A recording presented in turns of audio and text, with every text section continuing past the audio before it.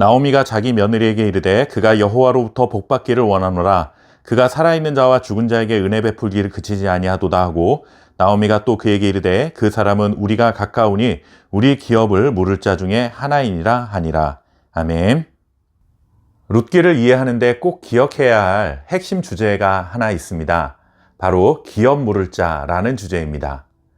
기업을 물을 자라는 말의 의미는 친족 중에 어려움에 처한 사람이 있으면 그 사람이 어떤 종류의 어려움에 빠져 있던지 간에 고난에서 건져내는 자라는 뜻을 가지고 있습니다. 히브리어로는 고엘이라고 말하죠.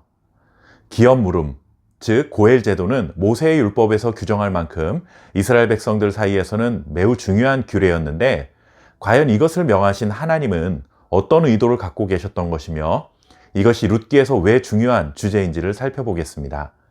하나님께서는 애굽에서 노예로 살던 이스라엘을 구원하셨는데 그들에게 이런 말씀을 하신 적이 있습니다.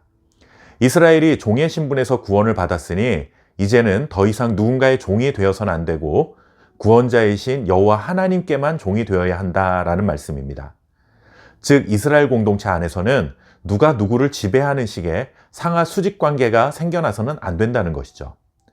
그래서 하나님은 가나안을 제비뽑기를 통해 지파별로 그리고 가정별로 땅을 분배해 주셨고, 그 땅을 자손들에게 기업으로 물려주어야 하며 다른 사람에게 사고 파는 행위를 해서는 안 된다라고 말씀하셨습니다.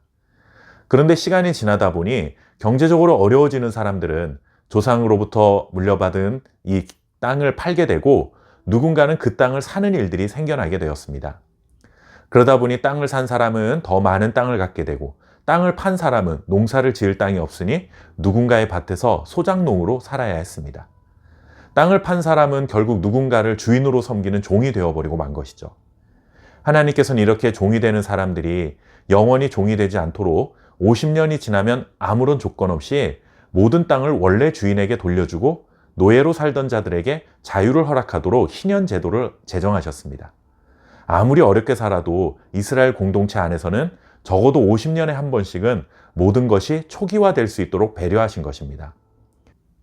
이렇게 희년이 아니더라도 영원히 노예로 살지 않을 수 있도록 하나님께서 말씀하신 방법이 있었는데 그것이 바로 기업 물음, 즉 고엘이라는 제도였습니다. 경제적인 어려움 때문에 땅을 팔게 되면 그 사람의 가까운 친척들 중 한 명이 기업 물을 자의 자격을 갖게 됩니다. 이 사람이 대신 빚을 면제해주고 땅을 되사서 원래 주인에게 돌려주는 것입니다.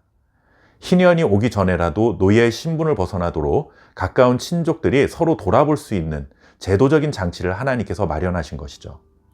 이 경우에 우선은 노예의 신분이 된 사람의 가장 가까운 형제, 삼촌, 사촌, 근족의 순으로 빚을 면제하고 종으로 팔린 사람을 건져주는 책임을 져야 했던 것입니다. 이런 사람을 기업 물을 자, 바로 고엘이라고 불렀습니다. 나오미는 남편도 죽고 두 아들도 죽었습니다. 자신에게는 아무도 남지 않았고 자신의 인생은 텅 비었다라고 스스로 말할 만큼 절망적인 상황이었습니다.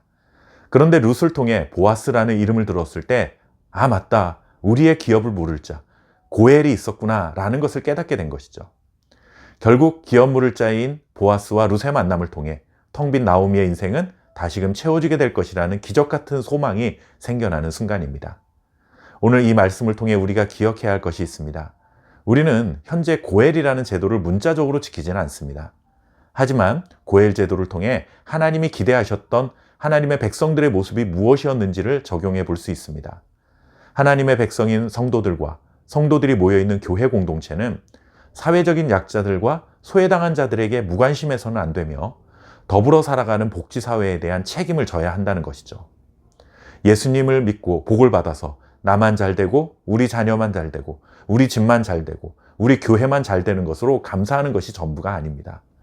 교회와 성도들이 이러한 영적인 책임감을 가지고 이웃들을 향해 자비와 긍휼을 베푸는 자가 되어 더불어 살아가는 사회, 진정한 평화의 세상을 만들어가야 하는 것입니다. 이것이 이 땅의 평화의 왕으로 예수님을 보내주신 하나님의 기대라는 사실을 기억하고 살아가는 저와 여러분 될 수 있기를 바랍니다. 감사합니다.